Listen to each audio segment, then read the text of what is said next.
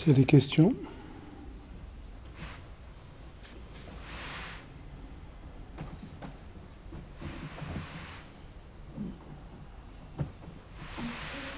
Est-ce que vous pourriez expliquer comment on crache la pause? Je pense que c'est une expression qui n'est pas très élégante, mais ça veut dire quand vous en mettez sur une jambe, donc en expirant, si la pause a créé, ce qui est des fois le cas, c'est un forme d'antagonisme, parce qu'il n'était pas assez, le mouvement n'était pas conscient. Il y a une forme de, un peu comme vous portez un sac sur votre dos, et en expirant, vous allez projeter le sac, vous allez expirer. Mais prenez pas à la lettre l'image, ça parle ou ça parle pas. En expirant, vous déposez tout ce que vous avez ajouté, tout ce que vous avez surimposé à la vacuité de la pause.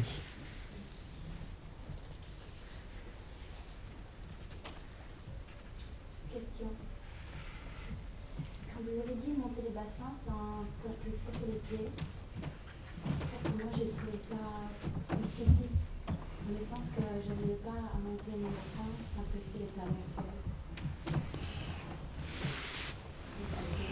Vous voulez dire dans la position sur les mains et les jambes?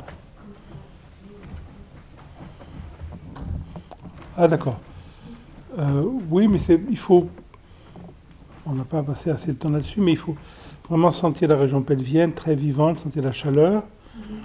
Ensuite, mentalement, quand vous posez une fleur sur le ventre, et vous voulez uniquement soulever le poids de la fleur.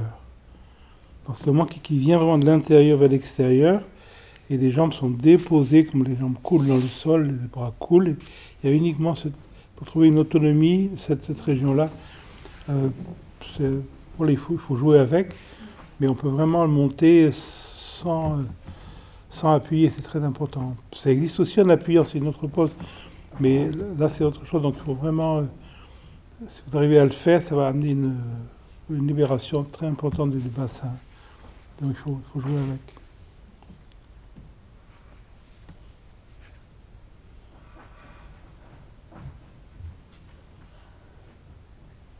Comment on fait pour rester longtemps en méditation? À quoi on doit penser?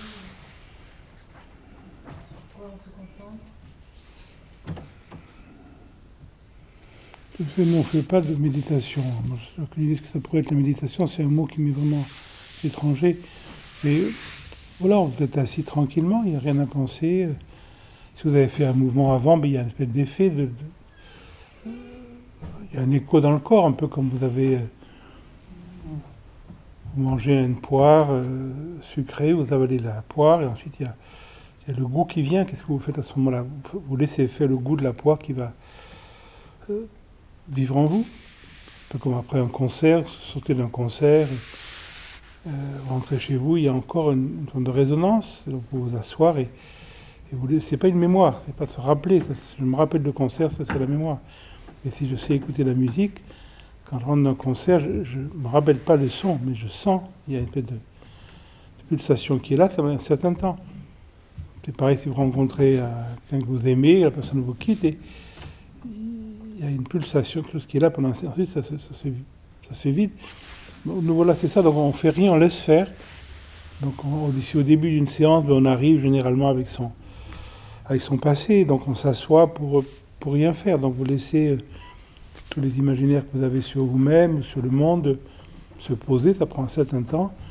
Mais donc on ne fait rien, on laisse faire, le corps, les jambes se déposent, les bras se déposent, les visages se déposent, tout se dépose. Et vous avez une espèce d'écoute dans lequel, petit à petit, tout vous-même va disparaître et il va rester uniquement l'enregistrement des paramètres de l'extérieur.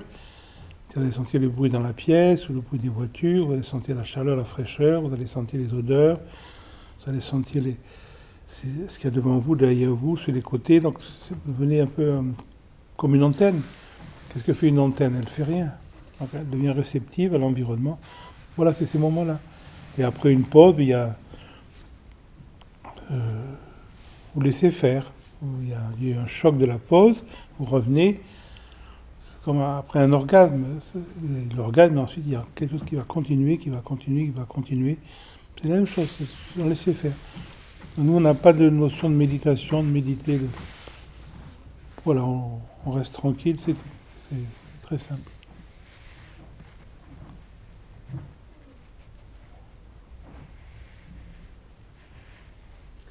Je constate que dans les propositions que vous faites, je suis souvent au-delà de ma capacité et donc souvent je suis dans la douleur et ça me questionne parce que je pense que c'est une partie intégrante de la pratique d'accepter d'être traversé par des sensations qui peuvent être inconfortables et en même temps je pense qu'il y a une limite à trouver à ne pas dépasser sa propre capacité à aller vers cette douleur.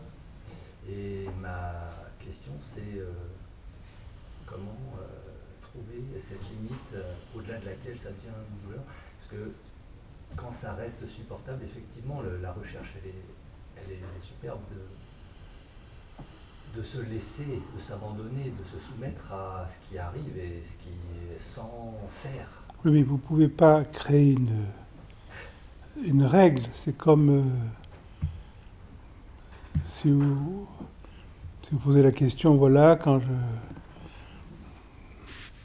j'étrangle mon amant, à quel moment est-ce que c'est un plaisir, à quel moment le plaisir va passer sur une douleur, et à quel moment la douleur va devenir insupportable. On ne peut pas vous donner la règle. La règle, c'est l'écoute. Vous allez sentir. Ça, c'est pareil. Donc, effectivement, votre capacité d'écoute se déploie et ce qui à un moment donné est insupportable devient supportable, ce qui à un moment donné est douleur devient plus douleur. C'est un jeu. Donc, c'est votre... Vous devez jouer avec ça.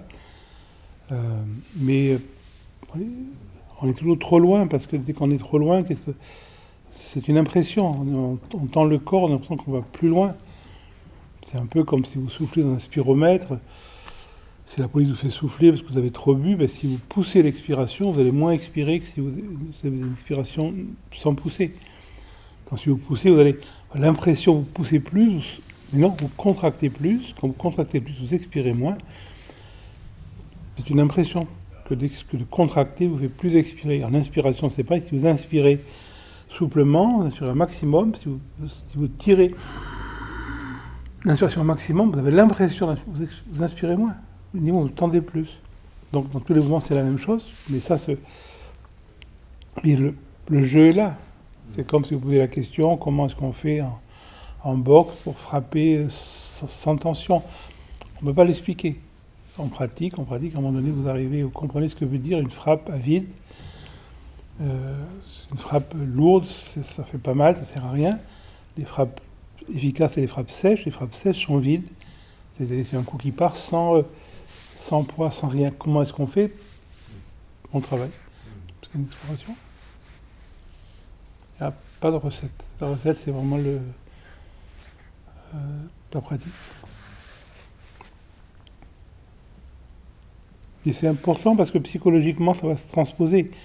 Donc quand vous apprenez à rester en deçà de votre capacité, dans les situations psychologiques, ça va se transposer également. C'est-à-dire que vous allez voir également dans une situation, quand vous laissez prendre par l'imaginaire de la situation, vous êtes à l'écoute des paramètres de la situation. Quand vous êtes à l'écoute, vous allez aller là, vous n'allez pas aller plus loin. Quand je ne suis pas à l'écoute, je vais aller plus loin et après je me rends compte que je suis allé au-delà de ma capacité pour faire face à la situation. Donc cette transposition est importante. C'est pour ça que faut vraiment travailler en deçà de sa capacité.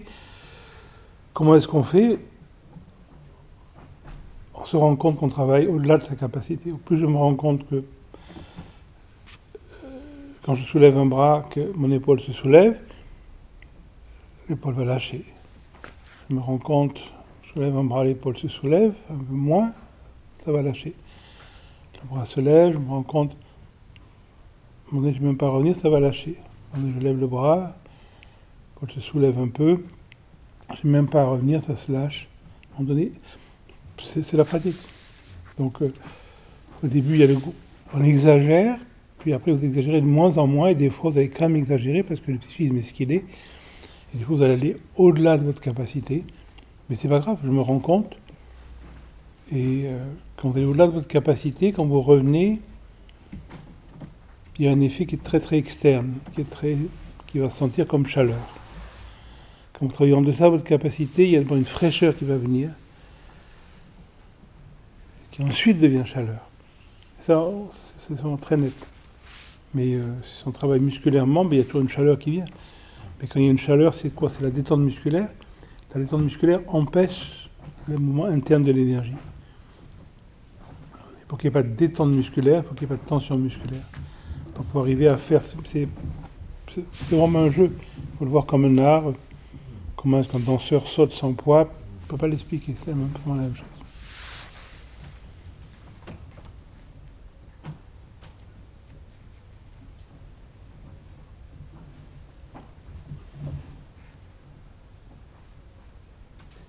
Dans les différentes pratiques que l'on a faites, régulièrement vous dites qu'il faut déposer, c'est-à-dire ne pas utiliser certaines parties de notre corps qui ne servent à rien lorsqu'on fait le mouvement. Est-ce qu'on ne peut pas transposer ça dans la vie de tous les jours? C'est-à-dire que dans les actions que l'on a l'habitude de faire, la plupart du temps, très souvent, on est paralyté par nos mémoires, nos habitudes, nos routines, plein de choses qui ne nous permettent pas forcément de faire l'action juste qui sera appropriée parce qu'il y a beaucoup d'automatismes de souvenirs en fait. Donc le fait de déposer tout cela, en fait, c'est pas forcément évident, mais de laisser tomber, si je puis dire, ce qui ne nous sert pas, peut nous permettre d'être plus, d'avoir l'action qui soit la plus appropriée par rapport à ce qu'on va faire. Oui, mais ça c'est tout seul. Si vous avez à le transposer, c'est quelque chose, c'est pas là. Ça va se transposer tout seul. Donc vous n'avez pas à le transposer. Dès qu'on doit fabriquer quelque chose, on va dire c'est trop tard. C'est comme les gens qui veulent préserver le passé. Vous savez, le passé est mort. Le passé, c'est fini. Je n'ai pas à préserver le passé. Donc le passé est vivant dans le présent, puis il a sa place, mais je n'ai jamais à préserver le passé. C'est un imaginaire. Donc, nous, on travaille effectivement avec cette disponibilité, cette exploration. Progressivement, il se peut qu'il y ait certains éléments, effectivement, vous avez raison, qui se transposent dans une forme de simplification dans la situation. Mais ça va se faire organiquement. Si je sais que je transpose, c'est purement conceptuel. Donc, ça va se faire naturellement. Et attention de ne pas avoir le fantasme du geste juste, parce que c'est une merveilleuse expression qui ne veut rien dire. Parce que le geste juste et le geste faux, c'est une manière de parler pédagogique. Vous dites à un enfant, regarde, là tu as réagi. Et vous dites à un enfant, mais regarde, là tu agis spontanément. Je veux dire, c'est parfait pour les enfants. Mais à un moment donné, quand vous n'êtes plus un enfant, le geste juste ou le geste faux, qu'est-ce que c'est qui est faux? Ça veut dire, Dieu a fait une erreur dans la création. C'est lui le responsable. Le geste faux, c'est une valeur pédagogique. Mais attention de ne pas le prendre à la lettre, parce qu'on rentre dans un imaginaire. Le geste juste, on va dire le geste juste, si on veut employer cette expression, c'est un geste qui a rien d'inutile. Voilà. Dans un mouvement de danse, c'est un mouvement qui est non inutile. Dans une frappe de combat, il n'y a rien d'inutile. Dans un mouvement de lancer une pierre, il n'y a rien d'inutile. Mais même quand c'est inutile, c'est parfait parce que celui qui frappe mal n'est pas responsable. C'est la vie qui fait que sa capacité ne l'amène pas. Donc celui qui va faire un geste qui n'est pas juste, c'est totalement juste. Parce que si je regarde la personne qui fait le geste, si je regarde sa vie, sa totalité de vie, et si je regarde sa vie, c'est-à-dire je vois l'ensemble de l'univers parce qu'il n'est pas séparé, l'univers a fait que dans la peinture chinoise, vous avez des traits qui ont vraiment de très beaux objets, ils tournent, et à un moment donné, le geste juste apparaît, et il faut un cercle parfait. Oui, mais le cercle non parfait, si vous le regardez bien, il est parfait aussi. Parce qu'à ce moment-là, la structure psychique corporelle de celui qui s'est incarné le geste, vous ne pouvez pas faire autrement que ce geste dit imparfait. Donc c'est encore une espèce de catégorie extérieure qui va dire, quand on regarde la peinture chinoise, ou japonaise, ou coréenne, qui va dire, voilà, ça c'est une peinture parfaite. Là, ça n'est pas. C'est pédagogique. C'est-à-dire, ça veut dire quelque chose pédagogiquement. Si on veut montrer à quelqu'un quelque chose. Mais à un moment donné, on doit se libérer du fantasme du geste juste parce qu'il est faux. Parce qu'il n'y a pas une telle chose qu'un geste juste, parce qu'il n'y a pas une telle chose qu'un geste faux. Il n'y a ni l'un ni l'autre. Il y a ce qui est là. Et l'approche traditionnelle, c'est de voir le geste juste dans tous les gestes faux. Parce que le geste est toujours faux. Parce qu'une séparation est toujours fausse. Mais ultimement, elle est juste parce qu'il n'y a pas de séparation. Donc c'est important de se libérer du concept, comme on a dans cet art traditionnel, du geste parfait, du geste juste, parce que c'est une valeur éducative. C'est comme dire à un enfant, tu as mal fait. Là, tu as bien fait. Ça ne veut rien dire. Ça veut dire, oui, c'est important pédagogiquement, quand on a 5 ans, 6 ans, 7 ans peut-être. Mais on doit se libérer de ça. On n'est plus un enfant. Et il n'y a pas de geste spontané et il n'y a pas de geste conditionné. C'est des valeurs éducatives, c'est des valeurs pédagogiques. C'est comme la limitation de vitesse. Elle n'est pas juste, elle n'est pas injuste, elle est ce qu'elle est. Celui qui va s'approprier de la notion de geste juste, c'est pour moi une appropriation culturelle. C'est une restriction. On doit me libérer de tout fantasme du geste juste ou du geste faux. Par contre, je peux voir dans un mouvement tout ce qui empêche, tout ce qui prépare, tout ce qui anticipe, tout ce qui fabrique, tout ce qui exagère. Oui, ça c'est la beauté de la vie, de voir constamment tout ce qu'on fait d'inutile. Mais c'est, à un moment donné, même dans cette inutilité, je m'aperçois qu'elle est juste. Un enfant a besoin de jouer à Zorro, a besoin de faire ceci, a besoin d'exagérer, a besoin d'être violent, a besoin d'être injuste, a besoin de... Pourquoi ? Parce que c'est la vie. Donc c'est pas faux qu'un enfant de 3 ans marche en titubant, parce que son corps ne lui permet pas autre chose. C'est pas faux. C'est pas plus juste quand à 15 ans il va marcher vraiment clairement dans une autre étape du mouvement. S'il n'avait pas titubé à 2-3 ans, il n'aurait pas pu marcher parfaitement à 15 ans. Dans le geste faux, c'est l'anticipation du geste juste. S'il n'y a pas le geste faux, il ne pourrait pas y avoir un jour le geste juste. Les deux sont totalement un. Donc c'est important de ne pas avoir la fantaisie de chercher le geste juste. Parce que c'est la porte du geste juste, c'est le geste faux. C'est de voir que le geste est faux qui amène le geste juste, qui vient de l'intégration du geste faux. Et le geste juste ne peut pas dire le geste faux. S'il est juste, c'est qu'il vient du geste juste. Le juste vient du juste, donc le geste faux était juste aussi. Donc je dois vraiment comprendre la perspective. Sinon on rentre dans des imaginaires d'accomplissement. Alors ça peut avoir une valeur, les gens qui font de l'aïkido, qui ont ces choses-là, il y a ce fantasme du geste juste, etc.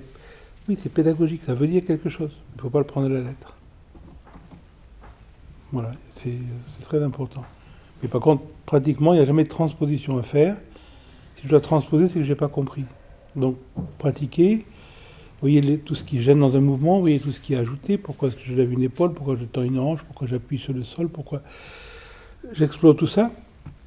Dans cette exploration, une simplification organique qui va se faire, et éventuellement, selon ma capacité, cette transposition organique va se transposer psychologiquement, mais dans les domaines où je suis déjà relativement ouvert. Dans mes domaines les plus complexes, c'est beaucoup plus long. Donc il ne faut pas attendre non plus une transformation. L'idée de transformation du psychisme, c'est une forme de mégalomanie. Ça fait partie des choses religieuses. Mais nous, on n'est pas religieux. Donc on n'a pas de notion de transformation, on n'a pas de notion du surhomme, on n'a pas de notion de la pureté. Ces choses-là sont des valeurs pédagogiques. Donc ce qui nous intéresse uniquement, c'est de voir le fonctionnement des choses. Voilà, je vois comment j'agis. Je n'ai pas besoin de mettre une image, c'est juste, c'est faux. Le voisin va s'occuper de ça.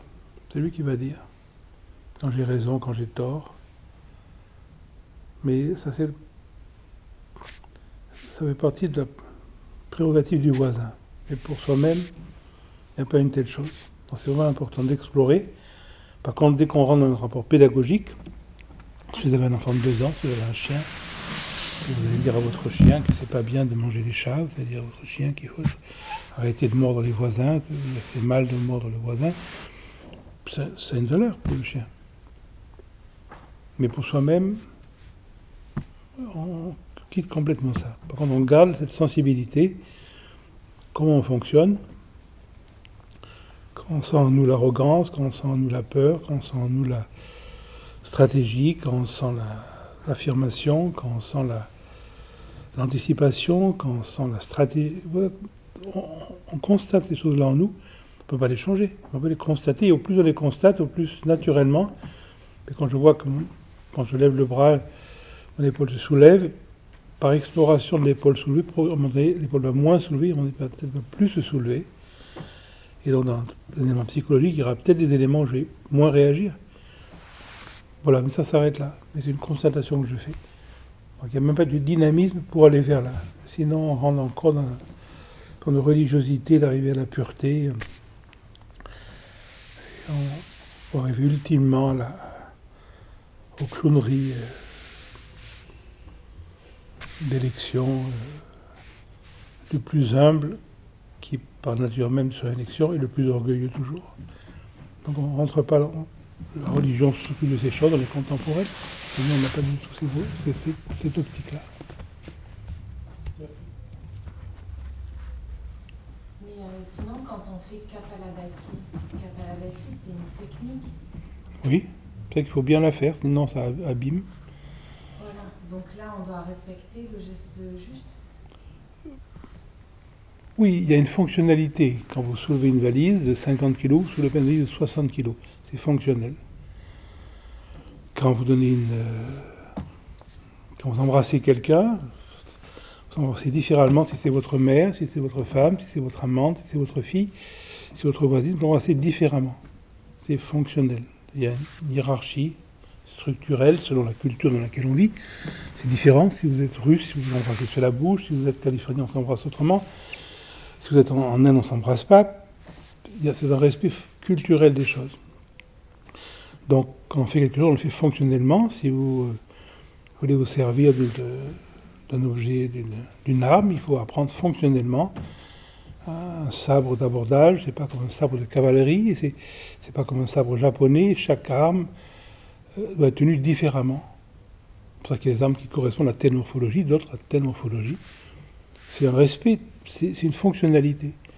Quand vous conduisez une Porsche, et quand vous conduisez une 2 chevaux, vous conduisez différemment, c'est fonctionnel. Donc, Kapalabhati, il faut le faire fonctionnellement, par respect pour l'organisme. Donc, effectivement, il faut le faire justement. Mais là, c'est un juste technique, c'est pas un juste profond. C'est un juste comme de... Vous n'allez pas... mâcher les pierres, vous mâchez les noix. Si vous mâchez les pierres, vous cassez vos dents. Donc il faut effectivement pas mâcher de pierres. C'est fonctionnel. Mais ça n'a pas d'élément profond psychologiquement. C'est purement mécanique. Donc Kapalabhati, il faut le faire mécaniquement juste, ce qui demande beaucoup de temps. C'est pour ça qu'il faut l'apprendre avec la sangle abdominale, beaucoup plus tard par le diaphragme, beaucoup plus tard avec la rapidité, beaucoup plus tard avec la puissance, beaucoup plus tard avec des durées, beaucoup plus tard dans les mouvements. Tout ça se fait progressivement. Voilà. Donc, mais c'est pas... Ça, c'est purement technique. Il y a une technicité juste, vous avez raison. Mais là, on partait d'une transposition au-delà de ce juste-là. Et le mouvement juste, c'est le moment qu'on ne sent pas. Quand vous faites bien Kapalabhati, vous appuyez sur un bouton, ça commence. Une heure après, vous appuyez sur le même bouton, ça s'arrête. Il n'y a rien entre les deux pour vous. Vous n'avez pas passé une heure, vous avez passé un instant. C'est purement mécanique. Tic, tic, tic, tic, tic, tic, tic. Il n'y a rien à faire. Au début, vous faites. Donc, c'est une mécanicité qui va éliminer finalement l'action, qui va éliminer l'acteur. Vous mettez en route le mouvement, il est pris en charge. Donc, c'est pour ça qu'il faut qu'il soit bien fait. C'est pour ça qu'il faut le faire très progressivement. très doucement au début, sans jamais le forcer, sans aller au-delà de sa capacité, parce que sinon, on va créer des habitudes et on ne pourra jamais vraiment le faire à vide plus tard. C'est pour ça que nous, on l'apprend dans la sangle abdominale. L'école de Mysore, ils apprennent avec le diaphragme. Ils ont raison, c'est un mouvement qu'on fait avec le diaphragme. Mais si on commence avec le diaphragme, on a vu des gens, ça fait des années, ils ne peuvent même pas faire 1 heure parce qu'ils ont un point de côté. Parce qu'ils ont appris trop, parce que le diaphragme est un muscle très important, c'est le muscle le plus important du corps. Pour beaucoup de gens, il est très raide. Dans le yoga, on passe beaucoup de temps à assouplir le diaphragme. Quand le diaphragme est souple, on ne peut plus être déprimé. Et nous, on l'apprend plus bas dans la sangle abdominale. C'est faux, techniquement, mais ça permet une localisation très douce. Tic, tic, tic. Quand on point sur un i, tic, tic, tic, tic. Progressivement, on va monter la localisation vers le diaphragme, on va ouvrir la localisation sur les côtés du diaphragme. Ensuite, on va faire dans l'espace. Ça prend des années. Si on l'apprend directement avec le diaphragme, moi j'ai vu des gens qui font depuis des années, au bout de 3/4 d'heure, 1 heure, ils ont un point de côté, s'ils le font puissamment. Et ils se fatiguent. Il ne faut pas se fatiguer. Il faut faire cet exercice des heures, plus aucune fatigue. Mais il faut que le diaphragme soit assoupli progressivement. Donc là, voilà, il y a une technique fonctionnelle, bien sûr.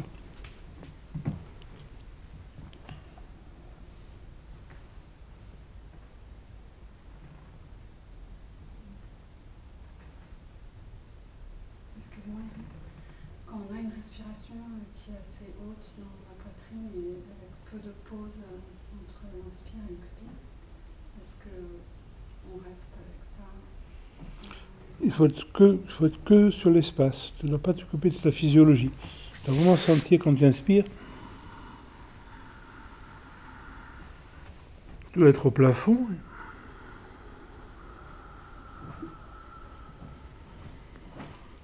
Quand tu expires, tu dois vraiment coller au sol. C'est que cette sensation-là qui va petit à petit équilibrer la physiologie. Pour ce qui est du yoga, si c'est un but thérapeutique, c'est autre chose. Alors là, physiologiquement, il y a des tas d'éléments, mais ce n'est pas mon domaine, moi je ne connais pas ça. Mais ça existe. Mais si c'est pour retrouver une respiration vide, on va dire, c'est vraiment la sensation de spatialité qui est importante. Jamais, parce que la sensation musculaire de la respiration, c'est un imaginaire. Et c'est un imaginaire qui est contractant.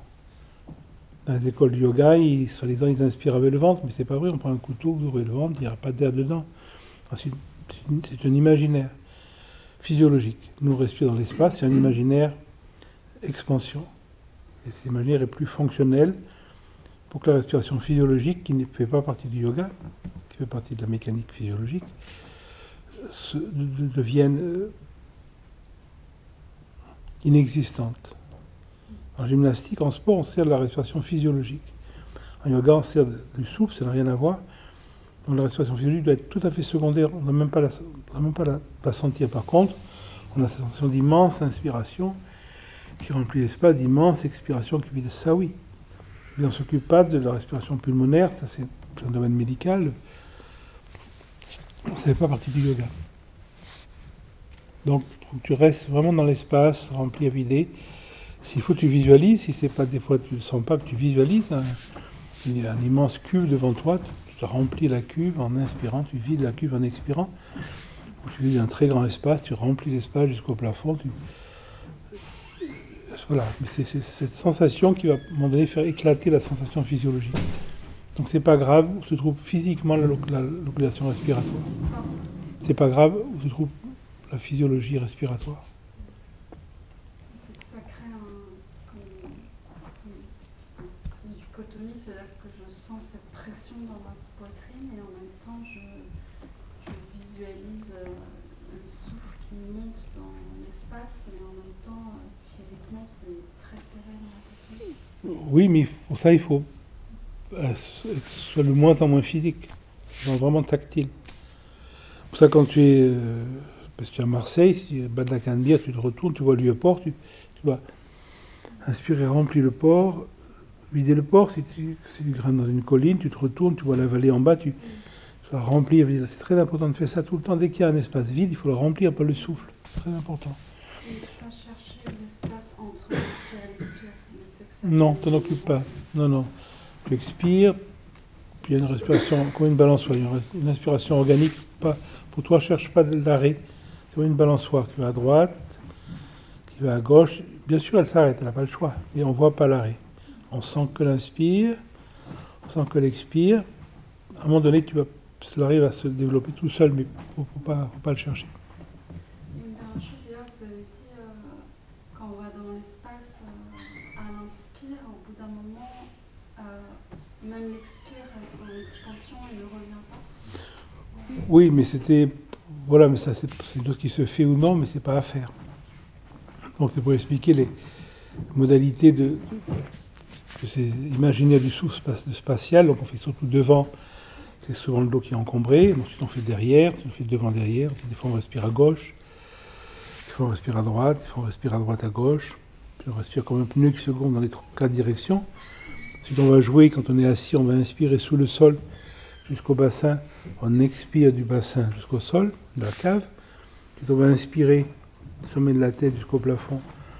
On va expirer du plafond vers le sommet de la tête. Ensuite on va inspirer du sol de la cave, expirer jusqu'au plafond. Ensuite on va inspirer du sol de la cave jusqu'au plafond, et expirer du plafond jusqu'au sol de la cave. Quand on a joué ces éléments-là, également les diagonales, dans différentes positions, on va avoir ces sensations d'inspiration dans les 6 directions de l'espace, et d'expiration sur un seul point, où tout se meurt, d'inspiration. Donc il y a une expansion, mais il y a encore un retour. Et à un moment donné, naturellement, éventuellement, on va sentir une inspiration qui se déploie, et une expiration qui va encore plus loin. Donc l'inspiration et l'expiration sont 2 expansions, il n'y a pas de retour. Mais ça, je dirais, c'est un peu la théorie. Voilà. Après, c'est un autre travail qui va se présenter. Donc, il ne faut pas chercher à le faire. Mais on peut être ouvert à ça, mais ce n'est pas une fabrication.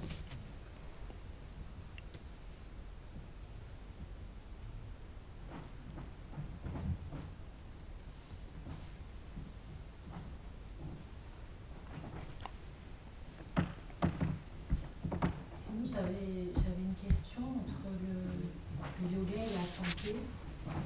Parce que moi, je trouve que quand on fait par exemple, Kapalabhati, ou je trouve que le yoga, ça nous aide à être bien. Et du coup, comme on est bien, on arrive à être moins stressé, on arrive mieux à vivre notre vie. Parce que quand vous m'avez dit que pour vous, le yoga et la santé, ça marche pas ensemble. Je dirais, le yoga santé, c'est une invention récente qui est tout à fait légitime. C'est Gita Iyengar à Pune qui a lancé ça, qui a essayé de guérir avec succès d'ailleurs beaucoup de maladies par la pratique du yoga très spécifique. Telle maladie, telle pose, tel ensemble de maladies, tel ensemble de poses. Et je pense que quelqu'un a pris elle n'est plus là maintenant, quelqu'un a pris sûrement la suite, je ne sais pas qui, mais elle le faisait très bien. C'était son père, Krishnamacharya, qui avait lancé ça, mais Krishnamacharya est quelqu'un qui faisait un yoga très physique, un yoga de démonstration, c'est pour ça qu'on a autant de photos de lui et des élèves en démonstration. Le vrai yoga ne se photographie pas, il n'y a pas de démonstration de yoga, il n'y a pas de compétition de yoga. Voilà, donc c'est un yoga orienté vers la santé, qui vient en partie de la gymnastique suédoise, gymnastique anglaise. Donc ça existe en Inde, mais ce n'est pas du tout notre orientation. Pour nous, le yoga n'est pas un instrument de santé, ce qui ne veut pas dire que si vous pratiquez, ça ne va pas amener éventuellement chez certaines personnes des éléments de santé. Je dirais, pourquoi pas? C'est vrai que si vous pratiquez quelques heures le matin plutôt que manger un café au lait, des tartines, peut-être vous allez vous sentir mieux. Et si le soir vous pratiquez un peu, plutôt que d'aller en boîte de nuit, ingérer des gin toniques jusqu'à 3 heures du matin, peut-être vous allez vous sentir mieux. Mais voilà, c'est pas... Il existe un yoga pour la santé, qui est un yoga médical. Il faut être médecin, moi je ne suis pas médecin, je ne m'intéresse pas à la santé, je n'ai aucune compétence dans le domaine, donc ça existe, mais le mot yoga je veux dire, en Inde, on ne va pas employer le mot yoga. L'Ayurveda, la science médicale indienne, c'est pas un yoga. Il y a des éléments du yoga dans l'Ayurveda, comme les 3 humeurs, comme l'analyse de tout ça, il y a beaucoup d'éléments, mais c'est des éléments, il y a des points, mais c'est un peu comme les arts martiaux chinois, et la médecine chinoise, il y a beaucoup de points communs, mais c'est pas la même chose. Mais la calligraphie chinoise, dans les arts martiaux, dans la médecine, dans la poésie, il y a beaucoup de points communs, mais c'est des savoirs différents qui viennent d'une même culture, donc qui ont des points de convergence, etc. Dans le yoga et la médecine, c'est la même chose. Il y a des points de convergence dans la médecine ayurvédique, mais c'est deux mondes totalement différents. Je ne connais rien à la médecine ayurvédique, c'est un monde, il faut passer sa vie dedans. Et donc ils vont employer des fois certains éléments qui semblent s'apparenter au yoga, mais à leur manière, dans un but spécifique de rectification. Le yoga ne rentre pas là-dedans. Donc pour nous, le yoga, si on emploie ce mot, c'est simplement une manière d'essayer de voir comment on fonctionne abusivement sur soi-même et sur l'environnement. Voilà, comment je suis toujours en train de me servir de l'environnement, et je suis toujours en train de m'exploiter moi-même pour un imaginaire, pour arriver à quelque chose qui est une projection, qui est un imaginaire. Nous, ça s'arrête là. Donc, c'est pas spirituel, c'est simplement de constater sa propre limite, sa propre arrogance dans les différentes situations. Nous, c'est pour ça qu'on travaille comme ça. Il y a d'autres lignées de yoga, il y a des lignées spirituelles qui essaient de dévier des énergies, qui essaient de... Voilà, pourquoi pas. Mais c'est pas notre orientation. Pour nous, c'est la résistance à la vie qui crée tous les blocages, et quand on se rend compte de cette résistance, c'est uniquement cette constatation qui peut amener une forme de lâcher-prise qui, à son va amener que les énergies internes se libèrent organiquement et non pas mais intentionnelles. Alors, on a un vocabulaire qui ressemble aux gens qui essaient de manipuler l'énergie. Nous, on ne fait pas de méditation, on ne va pas avoir de méditation guidée, on ne va pas avoir de démarche, on ne va pas avoir de voix, on ne va pas avoir d'enseignement, parce que ces choses-là sont pour nous des imaginaires. On va employer des mots qui ressemblent à ces choses-là, mais on ne rentre pas là-dedans. Pourquoi ? Parce que ce n'est pas la peine. Le yoga, c'est un art minimaliste, ce qui n'est pas indispensable est inutile. Et moi, toutes ces choses-là, j'en ai pas besoin, donc c'est inutile. Ce qui n'empêche pas, par résonance, des fois, de découvrir des choses, d'explorer des choses, mais il n'y a pas de besoin. Donc la santé, c'est une... Pourquoi pas ? Oui, mais je pense franchement à la santé. Regardez l'album de famille et je vais vous dire tout à fait votre santé. Montrez tous vos cousins, vos ancêtres, on connaît votre santé. En plus, si vous mangez de telle ou telle manière, la santé, elle est là. Elle n'est pas dans la pratique du yoga. Il y a des gens qui mangent... Parce que personnellement, le yoga, moi, ça m'a aidé à me sortir d'une dépression. C'est l'écoute qui vous a aidé à sortir d'une dépression. Dans cette écoute, vous avez pratiqué le yoga, mais peut-être vous aurez pratiqué le Tai Chi Chuan. Peut-être vous aurez fait pareil. Peut-être vous aurez fait du golf. Ça aurait peut-être fait pareil. Donc, je ne dis pas que pour vous, ça n'a pas symboliquement fait ça. Moi, je connais des tas de gens qui font du yoga qui sont dépressifs. Donc, ça ne marche pas pour tout le monde.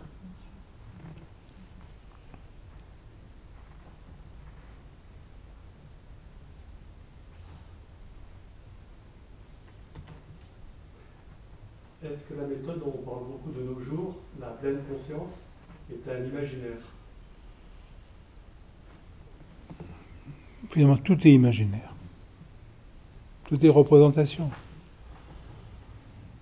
Ce que je projetais à 3 ans dans l'affection de mes parents, ce que je projetais à 5 ans d'un gâteau au chocolat, que je projetais à 10 ans d'un club de school, que je projetais à 15 ans d'une équipe de rugby, que je projetais à 20 ans dans coucher avec ma voisine, que je projetais à 25 ans me marier, je projetais à 30 ans divorcer.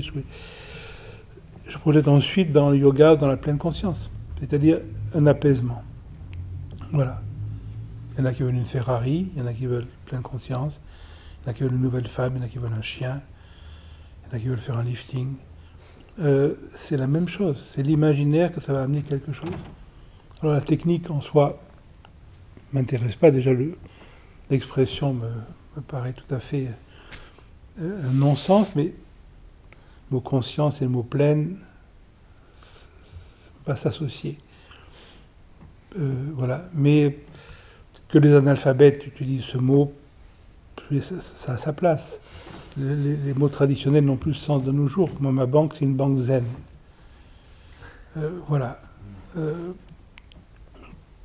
C'est comme ça. Donc, ça ne me gêne pas. Que pour beaucoup de gens qui n'ont pas la capacité de rentrer dans des prolongations traditionnelles, parce que c'est trop compliqué, parce que ça prend trop de temps, qu'ils utilisent certains éléments fragmentés, pris un peu partout. Si ça les amène à aller mieux, moi je suis très content, et si c'est le mot pleine conscience leur correspond, comme pour certains ils font du yoga pour la santé, j'ai aucun problème avec ça. Évidemment, je pense que l'expression est risible. Comme une banque zen, c'est risible. Voilà. Mais je n'ai pas fermé mon compte au LCL, j'ai toujours mon compte dans cette banque risible. C'est pas grave.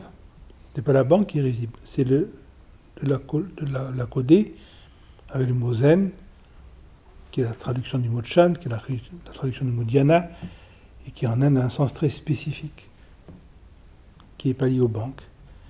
Donc, voilà, donc la pleine conscience, c'est pareil. Le mot conscience est un mot qui a perdu son sens en Occident, parce que on a cette notion de toute conscience est conscience de quelque chose, c'est la conscience objective des psychologues. En Orient, le mot conscience se réfère à autre chose, se réfère à être conscience, et là il n'y a pas de plein, il n'y a pas de vide. Ce n'est pas une pratique. Donc, voilà, mais indépendamment de l'expression qui est le signe d'une forme de dégénérescence de l'époque, oui, il y a des gens qui ça leur fait du bien, tout ce qui fait du bien me paraît bien, les concerts rap aussi, il y en a qui vont voir des matchs de football, ils se sentent bien après, je suis content pour eux. Je préfère personnellement le football à la pleine conscience, parce que je trouve au moins l'expression me paraît fonctionnelle. Football, ça me paraît effectivement décrire quelque chose. Pleine conscience, c'est un manque de culture. Les deux mots ne peuvent pas coexister traditionnellement. Et c'est pas grave. Il y en a qui regardent en l'air pour voir Dieu, c'est la même chose. Pourquoi ils ne regardent pas en bas? C'est des représentations. Donc c'est pas gênant, c'est une simplification abusive, comme le yoga de nos jours est une simplification abusive aussi. Donc c'est pas grave. C'est l'expression qui est problématique, c'est pas la chose tout à sa place. Mais il faut. Voilà, l'expression est trompeuse, on va dire.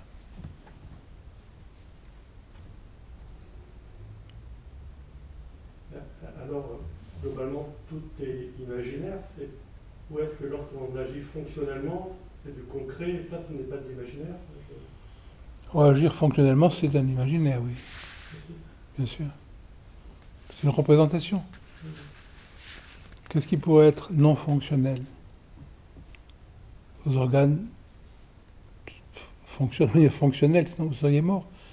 Votre système cérébral fonctionne de manière fonctionnelle, sinon vous ne pouvez pas penser. Quand vous prenez du LSD, vos neurones fonctionnent fonctionnellement par rapport à cette prise de drogue. Donc, la fonctionnalité est un concept, c'est un peu comme le mot immobilité. C'est un mot qui ne veut rien dire, ça n'existe pas. Rien peut être immobile. Mais c'est un mot qui est une représentation poétique, on va dire, symbolique. Mais c'est un mot qui n'a pas de sens. Les mots n'ont pas de sens. Ces mots-là en particulier.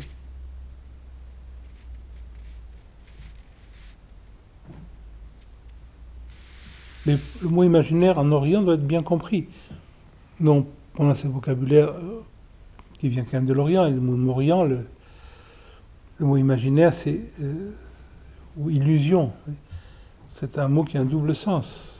C'est un mot qui veut dire imaginaire, qui veut dire également magie. Maya, l'imaginaire, c'est également la magie. Ça ne veut pas dire que ça n'existe pas. Ça veut dire que ça n'existe pas en tant que tel. Et ça dépend, tout ça existe en tant que conscience. On peut dire que la vague n'existe pas. Il n'y a que l'océan. Ce n'est pas une contradiction. Quand on vous dit que la vague n'existe pas, ça veut dire qu'il n'y a pas de vague. C'est-à-dire que la vague, c'est l'océan, il n'y a pas de séparation. S'imaginer l'existence d'une vague séparée de l'océan, c'est un imaginaire. Donc quand on dit la vague n'existe pas, ça ne veut pas dire la vague n'existe pas. C'est-à-dire la vague en tant que vague séparée de l'océan n'a pas d'existence propre.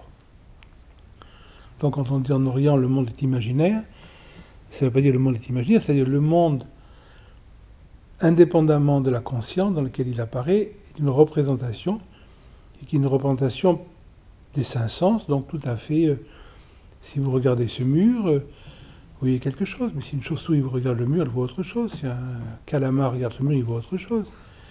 Si on vient de violer votre femme, vous regardez le mur, vous voyez autre chose. Si on vous a dit que votre maîtresse vous dit qu'elle vous aime, vous regardez le mur, vous voyez autre chose. Si on va appris que les Russes ont bombardé la ville où sont vos parents, vous regardez le mur, vous allez voir autre chose. Si votre enfant s'est fait écraser contre un mur comme ça, vous allez voir autre chose. Si un requin regarde le mur, il voit autre chose. Le mur, vous voyez, c'est le vôtre. C'est celui de votre affectivité. Si vos parents ont été fusillés contre un mur qui ressemble à ça, quand vous regardez le mur, vous voyez autre chose. Si vous êtes marié devant un mur comme ça, quand vous voyez le mur, vous voyez autre chose. Il y a un mur qui rend triste, il y a un mur qui rend heureux, il y a un mur qui est beau, il y a un mur qui est laid, il y a un mur qui est clair, il y a un mur qui est obscur, ça c'est le vôtre. C'est pas le mien, c'est le vôtre. Si je touche ce mur, je dis qu'il est lisse, mais si une souris marche dessus, c'est pas lisse pour elle. Si un éléphant met sa patte, il dit c'est un mur mou. Pour vous, si on vous pose la tête dessus, c'est un mur dur. Est-ce que c'est dur ou est-ce que c'est mou? Qui a raison, l'éléphant ou vous? C'est votre mur. C'est votre dureté, c'est votre couleur. Un daltonien le voit autrement. Donc, la perception du mur est 100% la vôtre. Elle dépend de votre état affectif. Donc, on va dire en Orient, le mur n'existe pas, indépendamment de celui qui le perçoit. Ce mur est blanc, vous fermez les yeux, le mur blanc n'existe plus. Le blanc, c'est une création de votre rétine. Il n'y a pas de couleur. Les couleurs, c'est une création cérébrale. Donc, quand vous ne voyez pas ce mur, il n'y a pas de mur blanc. Quand vous ne touchez pas ce mur, il n'y a pas de mur dur ou mou. Donc, c'est vous qui créez le mur en le percevant. Donc, quand on dit le monde n'existe pas, c'est-à-dire le monde n'existe pas indépendamment du système neurologique qu'il invente à travers son système de perception. Une chauve-souris voit tout à fait autre chose. Et ce qu'elle voit n'est pas plus vrai et pas plus faux. Elle transpose son système de perception. Il y a des animaux microscopiques qui peuvent traverser ce mur. Pour eux, ce mur est vide. Vous ne pouvez pas traverser le mur. Pour vous, le mur est plein. Le mur n'est ni plein ni vide. C'est votre système de perception qui vous donne cette représentation d'un mur dur, plein ou vide. Donc le mur en soi n'existe pas. Donc quand on emploie le mot imaginaire, c'est dans ce sens-là. Ça veut dire que ça n'existe pas, c'est-à-dire que ça n'existe pas en soi. C'est une représentation cérébrale. Donc on en parle d'un geste juste. C'est une représentation cérébrale à travers un contexte culturel spécifique. Ce qui va être juste dans un art est faux dans un autre art. Le quart de note de la musique carnatique est faux en musique européenne. Des fois, l'équilibre de la calligraphie chinoise et japonaise, ce qui est juste pour l'un est faux pour l'autre. C'est pour ça que quand on regarde un art, je dois toujours le regarder du point de vue de la culture qu'il a créée. On peut regarder la peinture chinoise comme un chinois, pas comme un japonais, pas comme un coréen. Quand on regarde la porcelaine coréenne, on peut pas regarder la peinture japonaise. La japonaise, elle est ratée. Et quand un coréen regarde un bol japonais, pour lui, il est raté aussi souvent. Il faut comprendre comment un coréen voit le bol, comment un japonais voit le bol. C'est une culture. C'est pareil pour la musique. Il y a beaucoup de gens, pour eux, la musique chinoise, c'est une musique trop aiguë. Oui, parce qu'ils écoutent comme ils écoutent la musique européenne. Il y a un autre décodage cérébral. Exactement comme pour les goûts. Si vous n'avez pas été habitué à certains goûts, mais votre palais ne veut pas décoder certains piments, parce que vous n'avez pas été habitué trop tôt, votre système neurologique ne vous permet pas d'intégrer les goûts de certains piments, parce que c'est trop fort pour vous. Il y a un blackout qui va se faire au niveau cérébral. Si vous commencez très très tôt, c'est autre chose. Donc, quand on dit c'est un imaginaire, c'est dans ce sens-là. C'est une représentation perceptuelle liée à votre imaginaire culturel.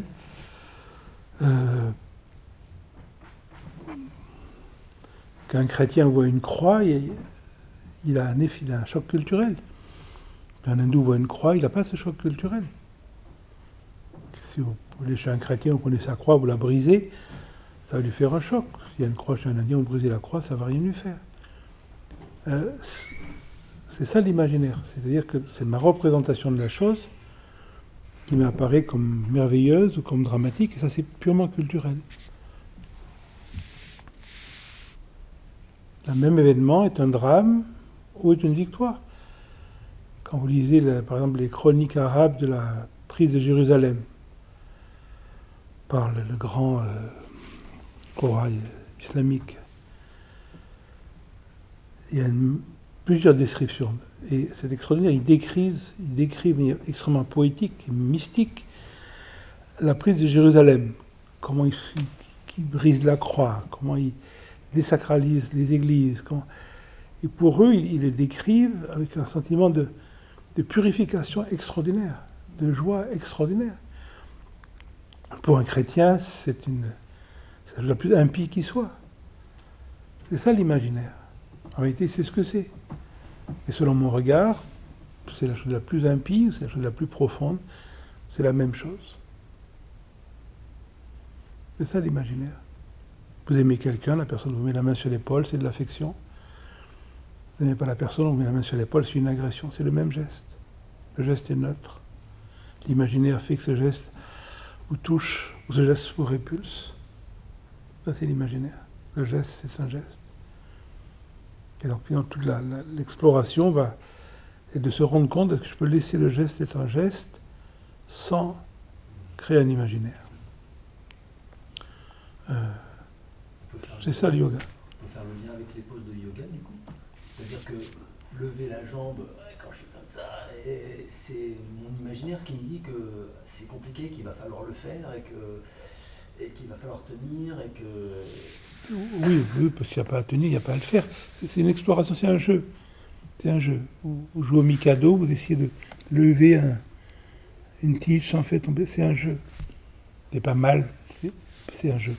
Donc vous attrapez votre jambe et voilà, vous voyez ce qui se passe, qu'est-ce qui se passe, qu'est-ce qui se passe dans l'épaule, est-ce qu'il y a quelque chose dans le poignet, qu'est-ce qui se passe dans la hanche, qu'est-ce qui se passe dans le coude, qu'est-ce qui se passe dans la cheville, est-ce qu'il y a des réactions.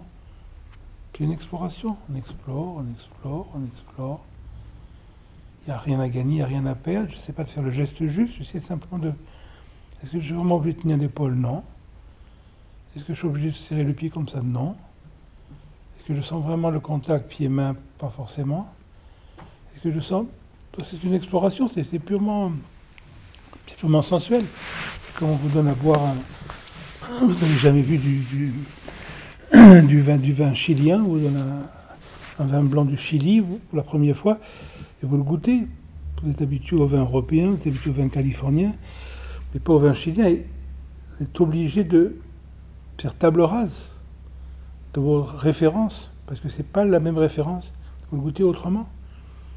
Et sur ce que vous avez mangé avant, sur les odeurs qui sont autour de vous, sur votre état affectif, bien sûr, vous le recevez également autrement. Donc c'est un art purement perceptif. Il n'y a rien à gagner, rien à perdre. C'est vraiment une exploration. Il faut le voir comme ça.